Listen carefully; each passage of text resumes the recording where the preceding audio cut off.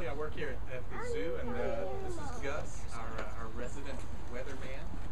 We're trying to get him out of his burrow to see what kind of future the weather holds for us today. Gus is this is his third year prognosticating weather.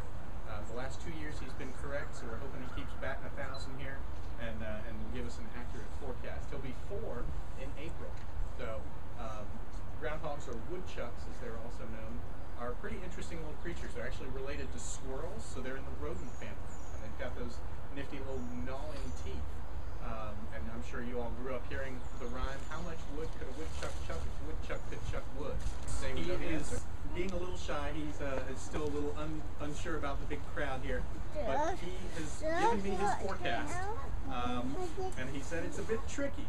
He said we're going to have a period of warm weather coming up, but it's going to be a false spring. We're actually going to get another set of cold wind and weather coming in about 4 to 6 weeks. So we're going to have one last blast of winter. So he says he's going to stay safe and say 6 more weeks of winter.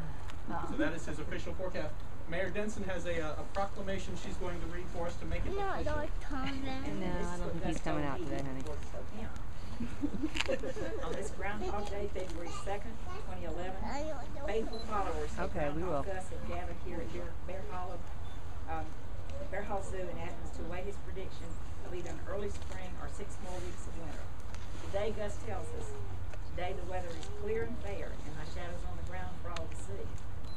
That'll be a little later today. I make a hasty retreat back to my lair and sleep away 6 more weeks of winter that will come to be. Thank y'all all for being here. Thank you, Gus. Or no thank you. I don't All right, thank you all very much for showing up and supporting Gus. As Clint was saying, we've got some activities. Yeah, the big teeth. The teeth didn't actually penetrate the leather, but it was able to grab that leather and think about those incisors that are able to chew wood. You know, the actual two, like that, we call them kind of like Highland beaver. They're in the same family. They are. In a rodent family. Around a couple loops and look down, and woo-wee, he's seen little fuzzy bunny down by the fence. Oh, that's a good meal for a chicken hawk. So chicken hawk yelled, "Mon ami, watch me!" And he did a loop-de-loop and barreled down just as fast can be. But at the very last second, the rabbit caught sight of Chicken Hawk's shadow and dove into a hole right as Chicken Hawk hit that pole sitting there. Oh, whoops. You know what the vulture said? Look at there. Lunch. Lunch. Nature does provide. But what caused that bunny rabbit to run away? The shadow. A lot of times, if you watch the turkey, or how many people have chicken at home? Chickens running around the yard, or the neighbors. They are super good at seeing just this minute bit of danger.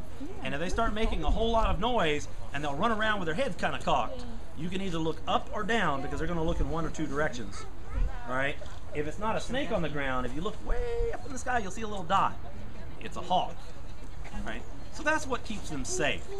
About this time of year, one of the other reasons why we have groundhogs as our prognosticators of this time of year is the males do leave their burrows about this time, because we start to get those nice fluxes of